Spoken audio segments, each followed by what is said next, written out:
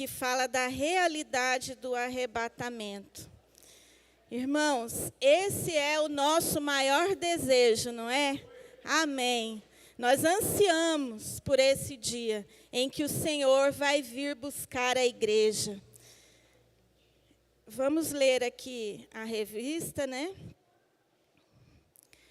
A realidade do arrebatamento. Texto áureo. Como guardaste a palavra da minha paciência, também eu te guardarei da hora da tentação que há de vir sobre todo o mundo para tentar os que habitam na terra. Apocalipse 3:10. Verdade aplicada. O estudo acerca do arrebatamento deve nos mover ao cultivo de um viver moderado, justo e piedoso, servindo ao Senhor. Objetivos da lição: falar sobre a volta de Jesus, destacar a esperança dos que morrem em Cristo, mostrar como será o arrebatamento. Textos de referência. 1 Coríntios 15, 51. Eis aqui vos digo um mistério. Na verdade, nem todos dormiremos, mas todos seremos transformados. 1 Tessalonicenses 4, do 16 ao 18. Porque o mesmo Senhor descerá do céu com alarido e com voz de arcanjo e com a trombeta de Deus, e os que morreram em Cristo ressuscitarão primeiro. Depois nós, os que ficarmos vivos, seremos arrebatados juntamente com eles nas nuvens, a encontrar o Senhor nos ares, e assim estaremos sempre com o Senhor. Portanto, consolai-vos uns aos outros com estas palavras. Amém? A realidade do arrebatamento. A realidade porque não é que pode acontecer, vai acontecer. É um fato real e a igreja espera ansiosa por esse momento. O arrebatamento, o que quer dizer arrebatamento? Do grego arpazo, que diz arrancar a força, retirar a força. Vem também do latim rapto, que é tipo raptar, tirar muito rapidamente. Então, irmãos, esse momento a igreja espera. Quando a gente estuda sobre, no Apocalipse todo, né? Mas no arrebatamento aqui agora, existe os pré-tribulacionistas, que creem que Jesus vem buscar a igreja para o arrebatamento antes da grande tribulação. Existem os mid-tribulacionistas, que acreditam que vem no meio da grande tribulação, e tem aqueles pós-tribulacionistas que acreditam que Jesus vem buscar a igreja após. Nós, da Assembleia de Deus, nós cremos, nós somos pré-tribulacionistas, porque nós cremos que Cristo vem buscar a igreja antes da grande tribulação. A grande tribulação é um período de quantos anos, irmãos? 7 anos, né? Então, nós temos indícios muito fortes de que ele vem buscar antes. Por exemplo, aqui no texto áureo diz assim: como guardaste a palavra da minha paciência, também eu te guardarei na hora ou da hora. Existe uma diferença. Quando guarda na hora, como Sadraque, Mesaque e Abidnego, eles foram guardados na fornalha ardente. Então, quer dizer, eles não foram livres da fornalha, mas lá dentro da fornalha estava o quarto homem, que representa Jesus. Então, muitas vezes, existem situações na nossa vida que nós não somos guardados da hora, mas Cristo passa conosco. Na hora do momento difícil. Então, aqui, quando fala que nós seremos guardados da hora da tentação que há de vir sobre todo mundo, para tentar os que habitam na terra. Então, e aqui está um grande indício, em Apocalipse 3:10, que nós seremos livrados da hora da grande tribulação. Vamos dar um glória a Deus bem alto por isso? Glória a Deus. Aqui, na verdade aplicada, diz assim: o estudo acerca do arrebatamento deve nos mover ao cultivo de um viver moderado, justo e piedoso, servindo ao Senhor. Muitos temem o livro do Apocalipse. Muita gente não gosta nem de ouvir falar. Tanto que, quando acontece um caos, eles falam assim, não, algo apocalíptico aconteceu. Até os filmes de Hollywood, eles retratam muito esse momento do final dos tempos. E, às vezes, nós, como igreja, nós devemos ansiar, nós devemos aprender, porque lá em Apocalipse diz assim, que nós devemos... Aquele que guarda essas palavras, aquele que estuda, aquele que ouve, aquele que pratica essas palavras, serão abençoados, bem-aventurados. Então, o livro de Apocalipse não é só para pastores, para teólogos, para estudiosos da Bíblia. Nós somos encorajados a entender sobre o Apocalipse. E aí pode ser que tem alguém que me ouve, tem alguém até que está aqui que acredita diferente de nós.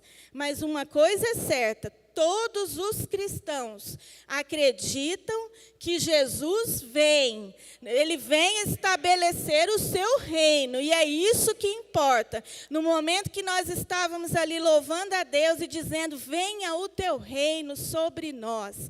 Todo cristão sabe disso e deseja isso. Independente se é pós, se é pré, se é mid ou meso, não importa. O que importa é que nós ansiamos e esperamos o nosso Jesus para estabelecer o seu reino aqui na terra, Então, irmãos, não deve ser motivo para a gente ter medo. Então, durante aqui nós vamos estar falando sobre a volta de Jesus e há uma grande confusão. As pessoas misturam, às vezes, o arrebatamento com a segunda vinda. O arrebatamento, como que vai acontecer? Aqui em 1 Tessalonicenses 4 diz, porque o mesmo Senhor descerá do céu com alarido e com voz de arcanjo e com a trombeta de Deus. E os que morreram em Cristo ressuscitarão primeiro. Depois nós, os que ficarmos vivos, seremos arrebatados juntamente com eles nas nuvens, a encontrar o Senhor nos ares. E assim estaremos com o Senhor para sempre. Portanto, consolai-vos uns aos outros com estas palavras. Isso não é motivo de medo para cristão. Muito cristão fica aí com medo do apocalipse, medo da grande tribulação. Não, você tem que se consolar com essas palavras. Quando Jesus vem buscar a igreja, vai ser um acontecimento nos ares. Jesus desce, toca a trombeta, nós vamos ouvir, nós, aqueles que estivermos em Cristo. Não basta apenas eu mostrar minha carteirinha de membro da Assembleia de Deus, ou de qualquer igreja que seja. Nós devemos estar unidos em Cristo, fiéis à palavra, para que a gente veja. Nesse momento do arrebatamento, todo mundo vai ver isso? No momento que Jesus vier? Não. Será um momento secreto, somente para os crentes. E, infelizmente, muitos que frequentam a igreja, que pregam a palavra, que acham que é o bam, não vai subir. Porque só Deus conhece o nosso coração. Nós olhamos a aparência, nós vemos a aparência, nós achamos que aquele ali é crente demais, outro não é. Mas Deus conhece o nosso íntimo. Então, no momento do arrebatamento, como é que vai ser? Jesus desce nos ares, ele não vai pisar na terra, e nós, os salvos, aqueles que ele vai escolher, vai subir aos ares. Então, no momento da segunda vinda, como é que é? Vai ser público, todo olho verá. Né? Então, tem essa diferença. E nós, irmãos, nós devemos esperar, assim como na Bíblia fala do noivo, que nós, Cristo é o noivo, e a igreja, que somos nós, somos a noiva. O que a noiva faz para se preparar para o encontro com o noivo? Quem aqui já foi noiva e já casou?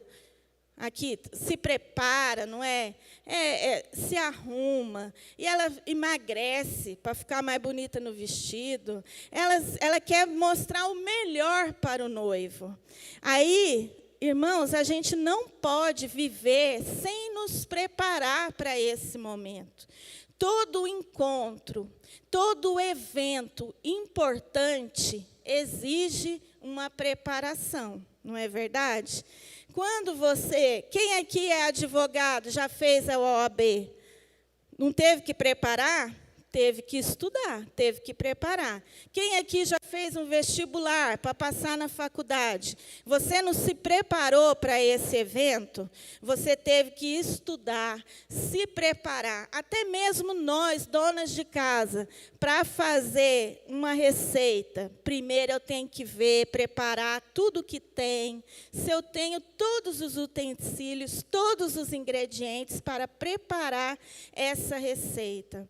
Se eu vou me encontrar com o noivo, não basta, tem muita gente que fala assim, você já viu que existe pessoas que se autodenominam católicos não praticantes. Acredito que não tem como ser crente não praticante. Você tem que praticar. Você tem que praticar, fazer, obedecer. Na parábola dos talentos, fala sobre a volta de um Senhor que volta e pede contas, não é? Então, o nosso Deus, Ele espera que nós sejamos encontrados preparados para a volta dEle. Um dia eu sonhei com uma noiva que ela não se preparou. Foi um sonho assim que a noiva entrava na igreja toda desleixada, descabelada, de calça jeans, de camiseta. Tipo assim, eu não estou nem aí. Eu creio que isso é uma revelação de que muita gente está dentro da igreja e não está se preparando para encontrar com o noivo. Quem aqui é homem que já foi noivo, que hoje é casado? Levanta a mão.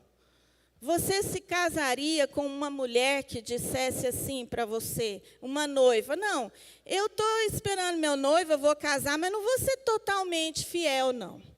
Não, eu vou ser fiel mais ou menos. Então, tem coisa que é demais, né? Tem coisa que eu não aceito. Qual de vocês, noivo, que um dia foi noivo, hoje é casado, quer uma mulher que seja infiel? Uma mulher que fala que não vai dedicar a você toda a vida dela, só alguma parte.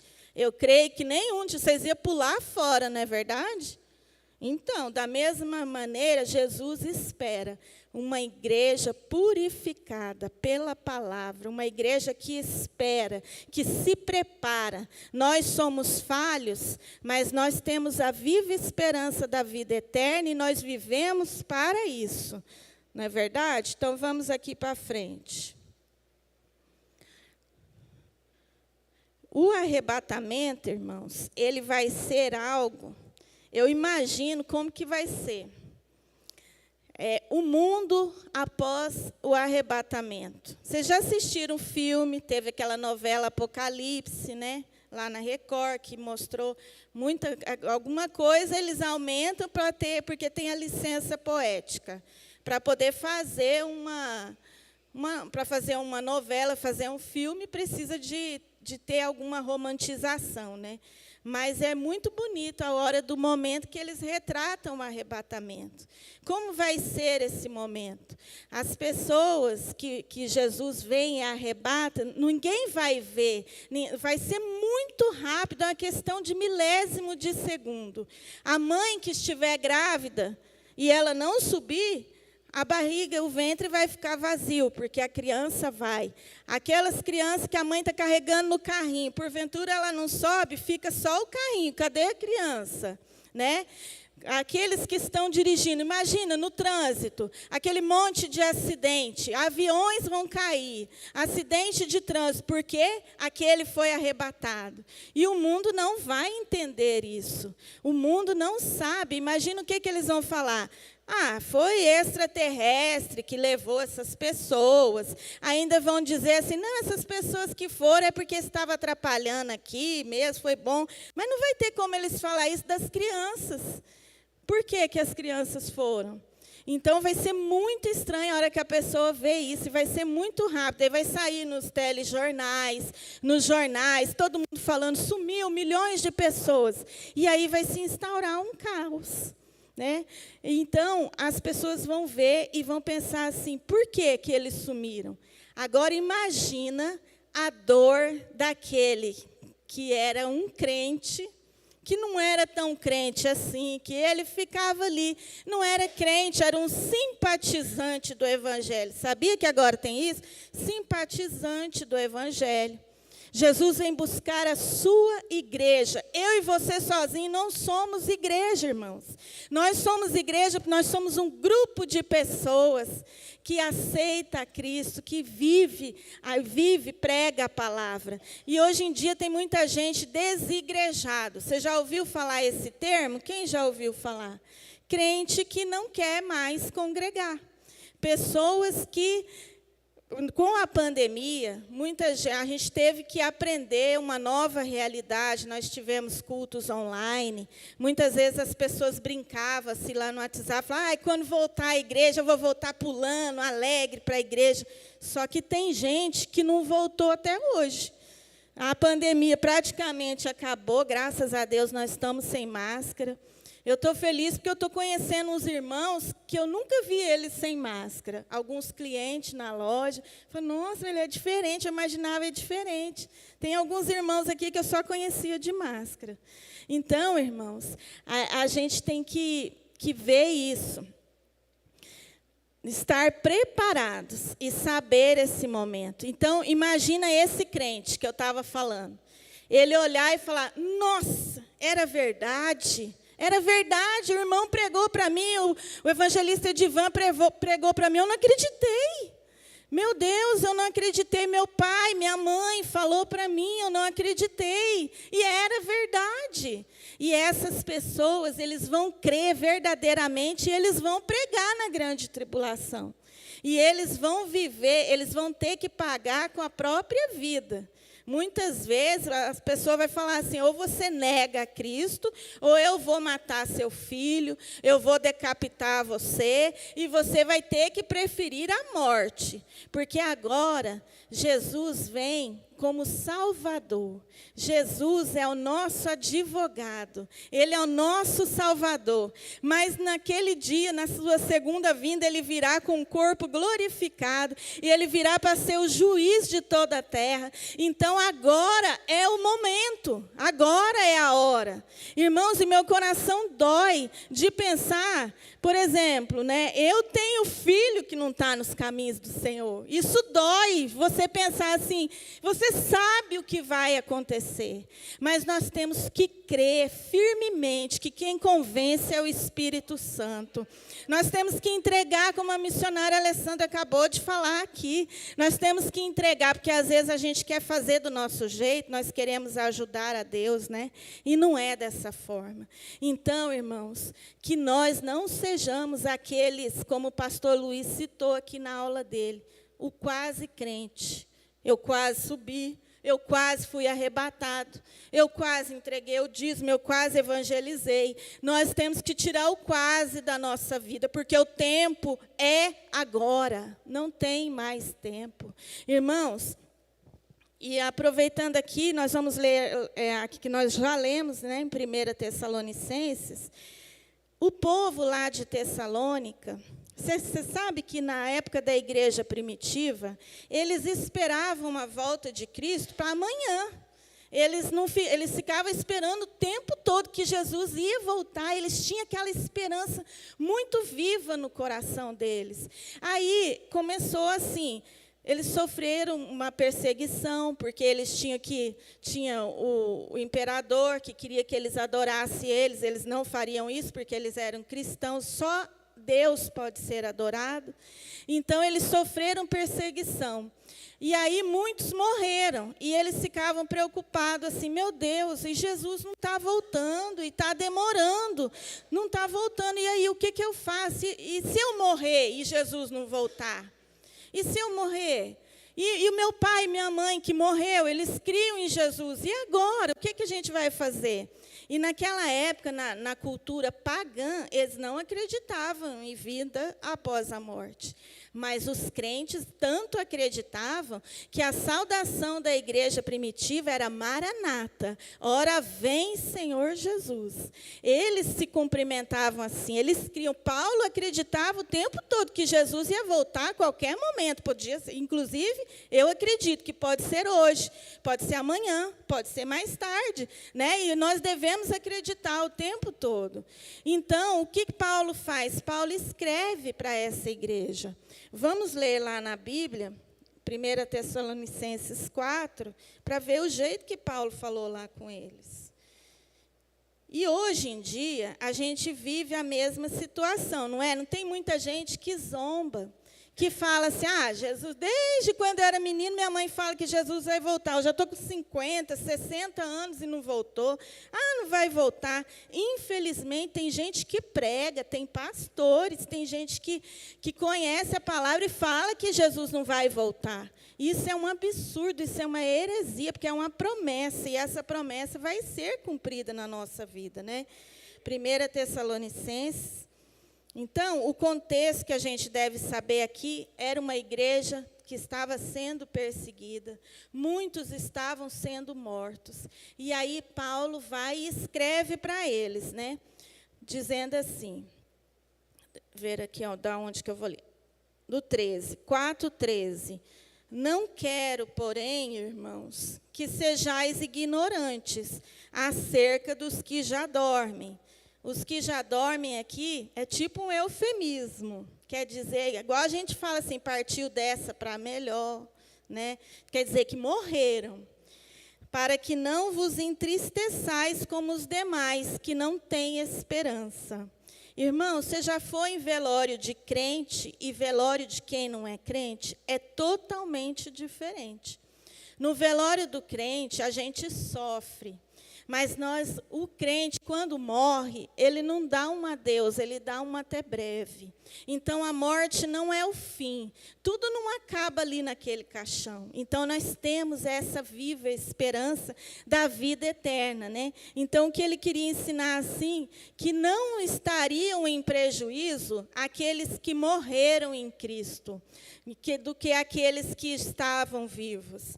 Então, porque se cremos que Jesus morreu e ressuscitou, assim também aos que em Jesus dormem, Deus os tornará a trazer com Ele. Então, nós temos essa esperança. Quando alguém que morreu, que nós sabemos quantos crentes fiéis morreram nessa pandemia. Quantos homens e mulheres de Deus, pessoas fiéis morreram. Então, irmãos, eles não estão em desvantagem, porque na hora do arrebatamento, aqueles que dormem em Cristo serão ressuscitados primeiro e subirão primeiro. Então, nós não precisamos temer a morte. E outra coisa, quando fala de morte, irmãos, nós falamos aqui na igreja, na Bíblia também, nós já falamos sobre a comparação, a igreja noiva de Cristo, Cristo noivo, e nós também temos a comparação de que Cristo é o cabeça da igreja e nós somos o corpo, o seu membro. Então, tem muita gente que já está com morte cerebral e não sabe. Se não tiver ligado em Cristo, se não tiver firme com Ele, você está morto, irmão, ainda que pareça vivo. Você já viu pessoas com morte cerebral? A minha irmã trabalhou no hospital e ela via, ela entrava no centro cirúrgico, eles iam desligar os aparelhos, a pessoa era corada, a pessoa batia o coração normal, parecia que estava bem, mas se morrer o cérebro, acabou. E Cristo é a nossa cabeça. Se nós não estivermos ligados em Cristo, nós estamos mortos. Morte cerebral. Nós estamos que nem zumbi andando aí, irmãos. Não adianta a gente simplesmente, eu vou na igreja, porque se eu não for, o pastor acha ruim. Eu vou porque eu tenho medo do inferno. Eu vou por isso, por aquilo. Nós temos que servir a Cristo por amor, sabendo que o amor dele nos constrange. E que nós temos a esperança da vida eterna, reconhecer o que Cristo fez por nós. Às vezes a gente, irmão, a gente fica assim, no primeiro amor, você estava assim, igual quando você está apaixonado pela primeira vez, nos primeiros dias, depois vai se esfriando, vai achando normal, e quando você vê um crente mais avivado, você acha até estranho. Isso não é normal. Nós temos que crer, nós temos que ser crentes fervorosos, estar ligado no cabeça que é Cristo, e ter essa de corpo, cada membro é importante. O pastor Luiz falou aqui também, você bate o dedinho para você ver o tanto que dói. Dói no corpo todo. Então, a sua dor é importante para mim.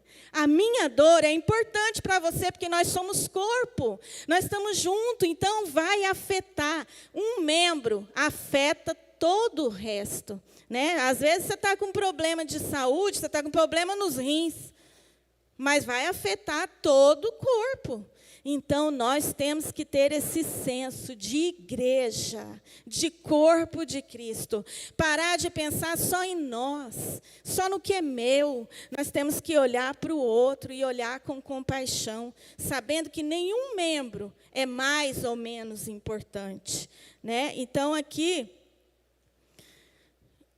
nós já lemos, né? Vamos aqui para frente. Então, em Tessalônica, o que estava acontecendo? Eles estavam com medo que Jesus não voltasse e que quem morresse ia ficar em desvantagem. Por isso que Paulo fala aqui desse jeito para eles. Né? Então, irmãos, vamos ler aqui no número 1.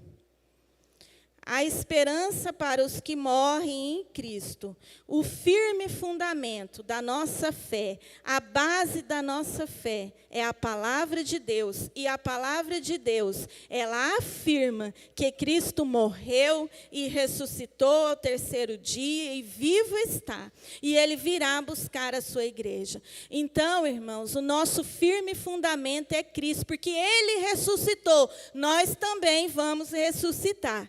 Amém? Vamos ler 1 Coríntios 15, 51 a 52.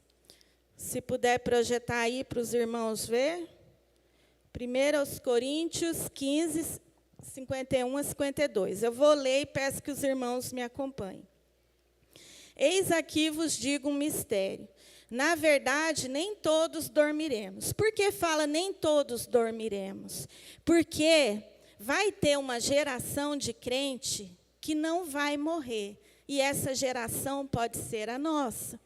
Pode ser a dos seus filhos. Então, vai ter gente que não vai provar a morte, que não vai ser sepultado, não vai descer à terra. Não. Esses vão ser a geração que vai ver o arrebatamento. Mas todos seremos transformados. Irmãos, nós teremos um corpo glorificado. Nós não vamos entrar com esse corpo, porque nada do que é corruptível vai entrar no céu. Então, nós teremos um outro corpo. No momento, num abrir e fechar de olhos, ante a última trombeta, porque a trombeta soará. E os mortos ressuscitarão, incorruptíveis, e nós seremos transformados. Amém? Glória a Deus. Irmãos, como é bom a gente ter essa certeza, né? Nós não precisamos temer a morte. Se eu morrer hoje ou morrer amanhã, se eu estiver em Cristo, eu, no dia do arrebatamento, eu tenho certeza que eu serei arrebatado se eu estiver em Cristo. Amém?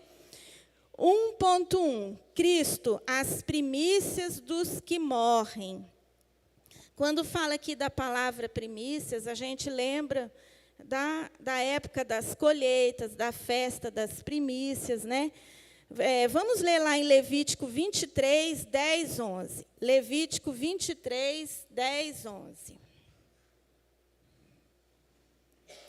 Fala aos filhos de Israel e dize-lhes: quando houverdes entrado na terra que vos hei de dar, e fizerdes a sua colheita, então trareis um molho das primícias da vossa cega ao sacerdote.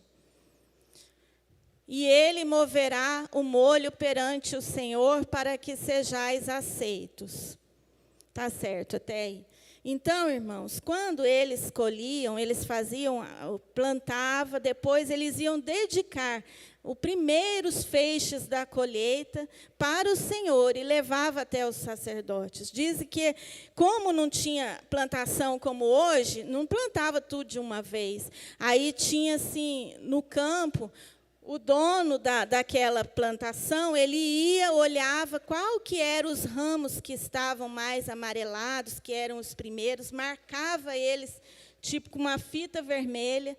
Aí depois ele arrancava aqueles primeiros, levava e apresentava ao sacerdote para apresentar ao Senhor. E Jesus é a primícia, porque ele ressuscitou primeiro. E nós, quando formos arrebatados, seremos também as primícias, né? Então, irmãos, aí você pode perguntar assim: mas primícia, Jesus foi as primícias, mas antes de Jesus ressuscitar, teve ressuscitação? Teve ressurreição? Teve ou não? Teve. Jesus mesmo fez o milagre, né? Quem?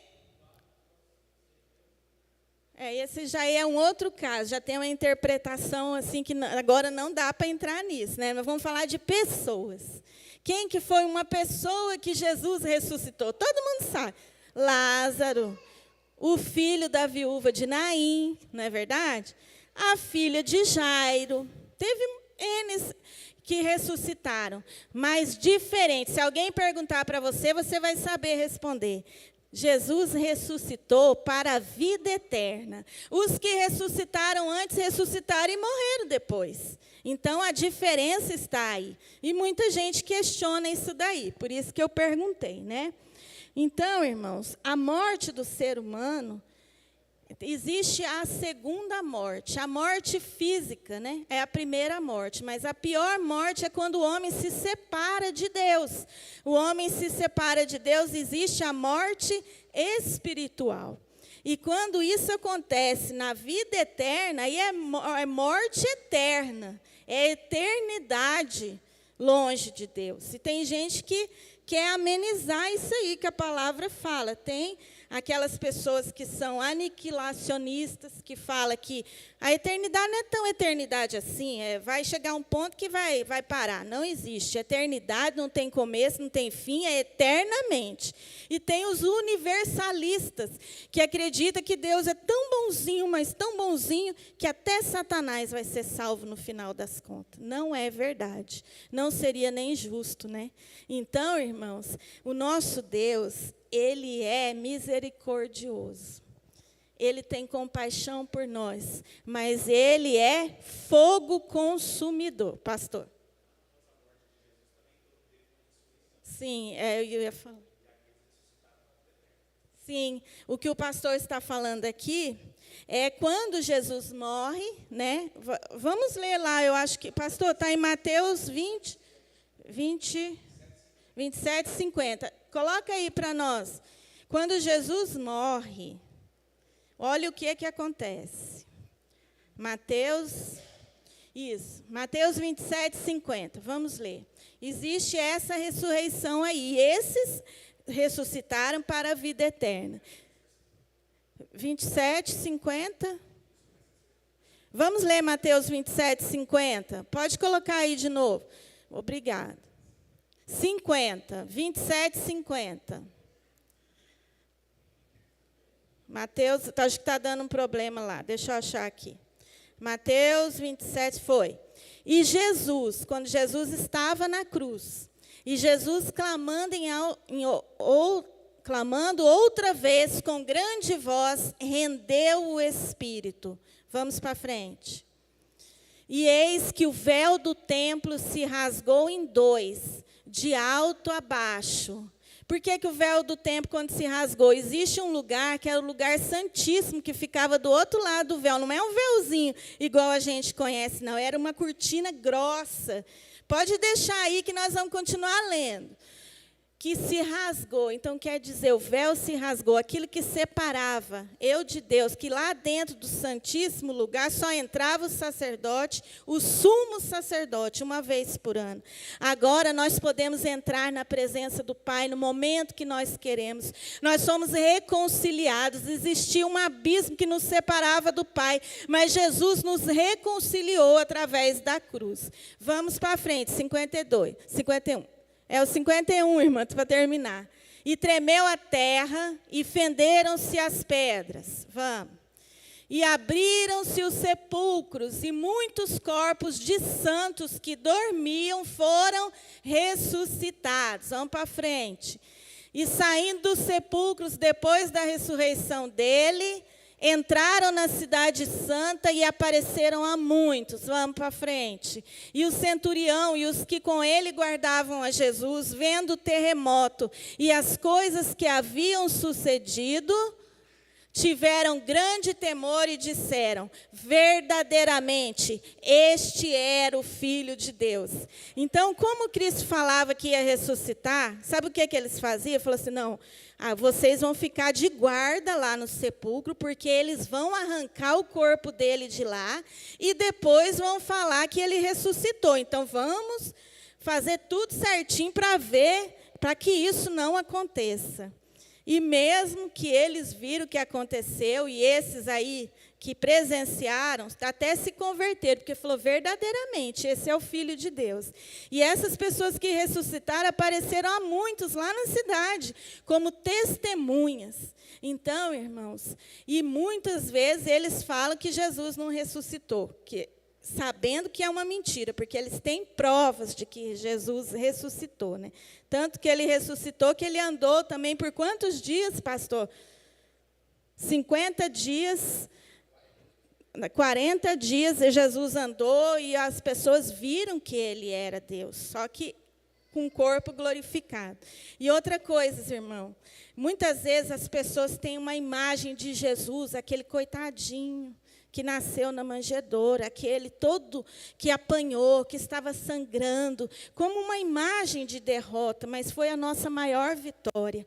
Mas quando Jesus aparece a João, você viu lá que no Apocalipse que João fica como morto, e João era tão chegado de Jesus quando Jesus estava aqui na terra, que João deitava assim no ombro, no peito de Jesus. Mas quando ele vê Jesus glorificado, ele não suporta, ele cai como morto, porque ninguém pode ficar de pé diante da glória de Deus, né?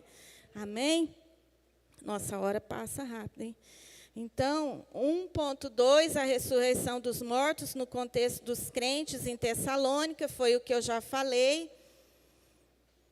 1.3, consolai-vos com estas palavras. Irmãos, é motivo de alegria a gente ler o Apocalipse. Tem gente que tem medo e fala, não, eu não quero nem saber. Quem aqui já ouviu crente falar assim, não, eu não entendo, não quero saber, eu tenho medo. Você já ouviu? Eu já vi, crente falando. Sabe o que é isso, irmãos? É como você ir no cinema, assistir um filme top que você queria assistir, e no final você sai. Você não vai saber o que vai acontecer. Então, aqui está a consumação. Tudo o que prometeu. E agora, né, quando eu sei que vai ter uma lição, eu começo a estudar. Quando eu sei, antes da revista chegar, eu fico lendo tudo sobre o assunto. Irmãos, é maravilhoso. Muitas vezes eu chorei estudando, porque é tudo conectado. As festas judaicas, tudo tem a ver, né? Tudo, a colheita. Irmãos, nós temos que lembrar. Você lembra lá na parábola do semeador? Aquilo ali fala sobre semear a palavra, não é? E quando Jesus volta, é a colheita. E nós temos que estar semeando a todo tempo. Quem olha o vento nunca semeará. Então, nesse momento, nós estamos semeando, mas vai chegar a hora da colheita. Então, estude o Apocalipse. Estude, que você vai gostar, você vai aprender e vai saber como ensinar as pessoas. Irmãos, vamos para o número 2. A igreja e a esperança do porvir. Quando a gente fala que é pré-tribulacionista, que a gente acredita que é antes da grande tribulação, irmãos, é porque você viu que lá, quando em Apocalipse, até o capítulo 3 fala da igreja, fala das 7 igrejas da Ásia, mas você viu que tudo que fala para aquelas igrejas serve para a igreja da atualidade também. E depois do capítulo 3, não é mencionado mais a palavra igreja. Então, isso é um forte indício que a igreja não estará aqui nos 7 anos da grande tribulação. Então, e tem a ver também com as 70 semanas de Daniel, que agora aqui não dá tempo da gente falar, mas vai ser falado nas próximas aulas. Eu quero pedir aos irmãos que estão aqui, não falte nenhuma aula, porque uma tem ligação com a outra. É muito importante a gente estudar do início ao fim. E se porventura você não veio em alguma aula, por exemplo, eu faltei numa aula que o evangelista Edivan deu. Na segunda-feira eu estudei. No dia que o Daniel pregou, na primeira aula, eu estava lá embaixo fazendo as coxinhas. Mas eu falei, na segunda-feira eu vou assistir. É muito importante, porque na escola secular, você não tem uma sequência, você não perde uma aula, porque isso vai fazer falta. Da mesma forma, na EBD, você também tem que estudar tudo, né? E Deus vai esclarecer, vai te dar discernimento. Peça, toda vez que você for ler, Senhor, me dá discernimento, que eu possa aprender, me dá sabedoria, a sabedoria que vem do alto. E todo aquele que pede, o Senhor dá liberalmente.